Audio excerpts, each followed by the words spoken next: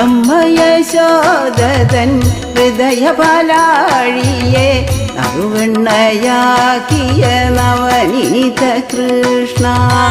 അമ്മ യശോദതൻ ഹൃദയപാലാഴിയെ